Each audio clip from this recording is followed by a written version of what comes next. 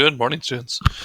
This is going to be our first Bible lesson recorded, so please be patient with me. This is my first time ever doing something like this, so I thought it'd be fun to do a sort of storyboard. I just did some rough drawings to give you some visuals as I talk, but we are specifically talking about the story of David and Goliath.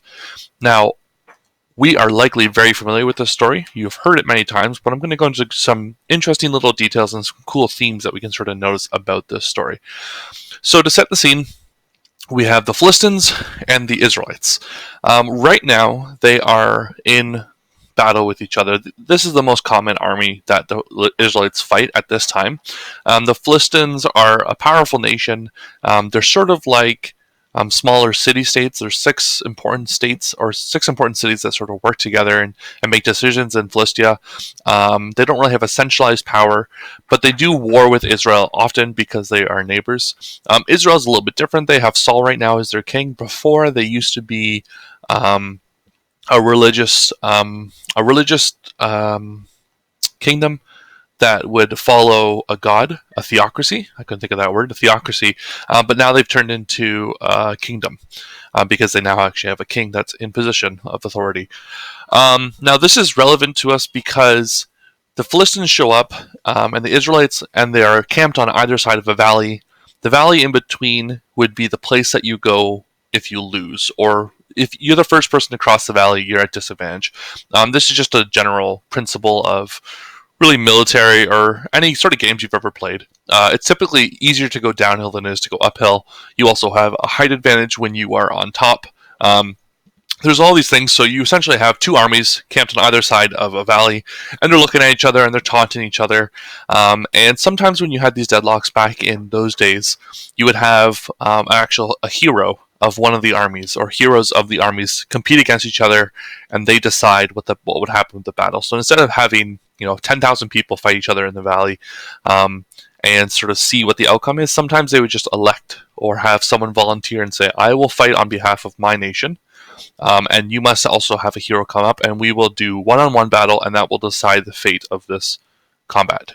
And that's what the situation they find themselves in. They're sort of in a deadlock, and the Philistines have a man show up by the name of Goliath. He is a massive, massive man. It sounds like, from his estimates, people have put him to be very, very tall. I think a more reasonable estimate would be maybe 6'9", 6'10". So a few inches taller than me, very large, very strong. And he is in the valley right now. And every day for the last few days, he's been taunting the Israelites, and he's been saying things to the effect of that your God is not powerful, and we will beat you, and I am stronger than you, and have one of your men come and fight me, and we will resolve this, and all these sorts of things.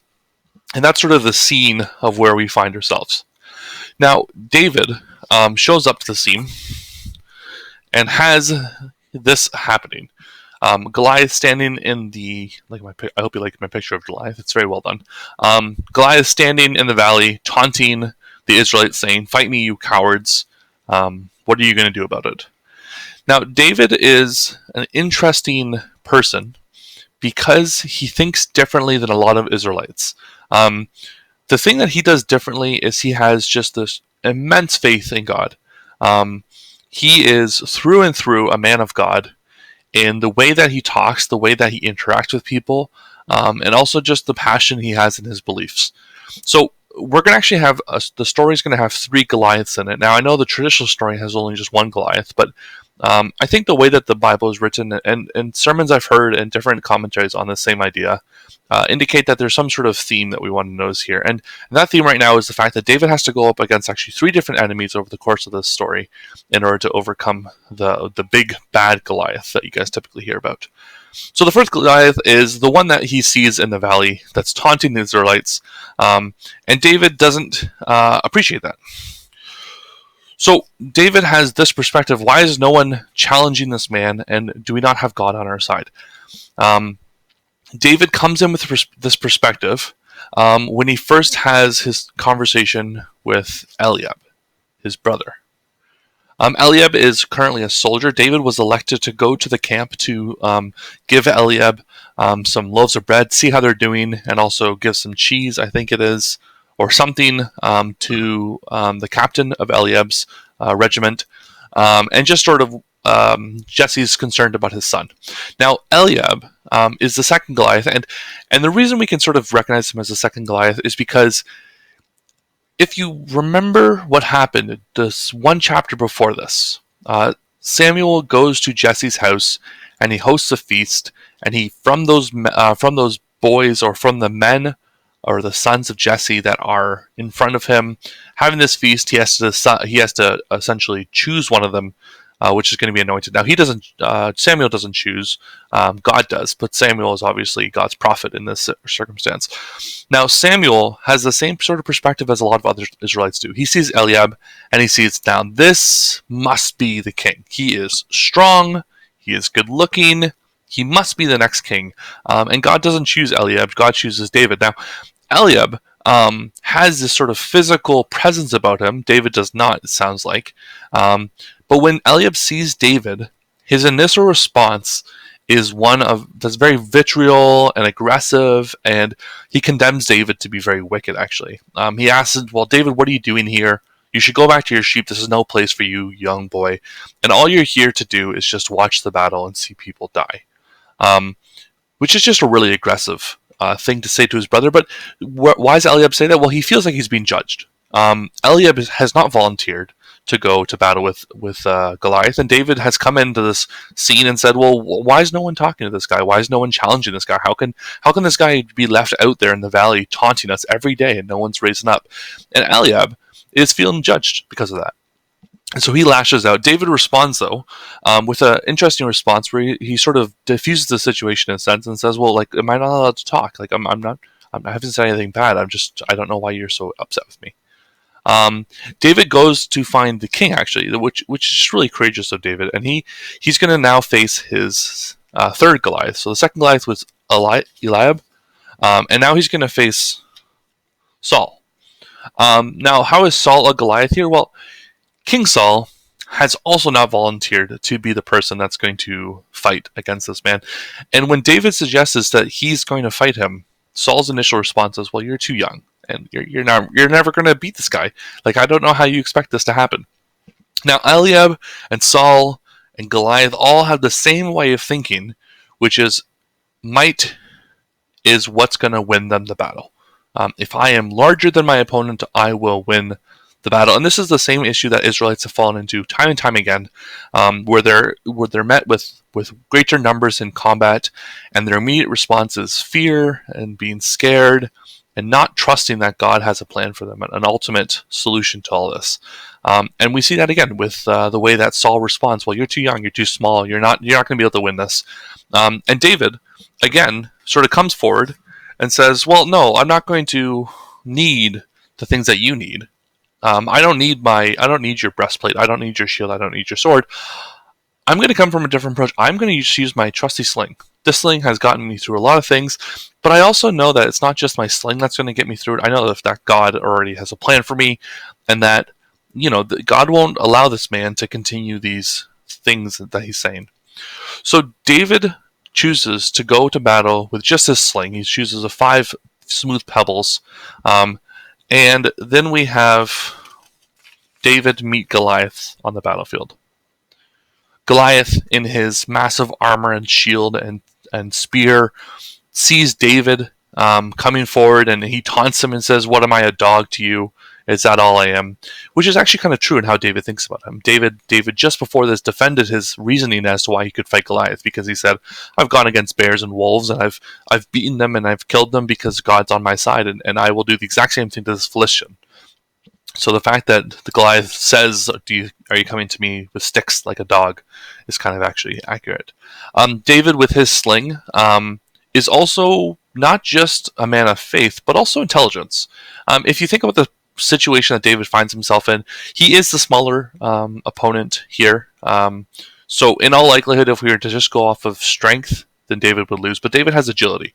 David has the ability to move around the field and avoid the large Goliath, who is in this massive breastplate, this scaled breastplate, and this big shield and swords and javelins and all this weight that's bearing down on him. David would be able to avoid combat with him just by moving around. And that's what David's approach is. He has a sling, and what he does is he does a finely shot stone that strikes Goliath and causes him to collapse.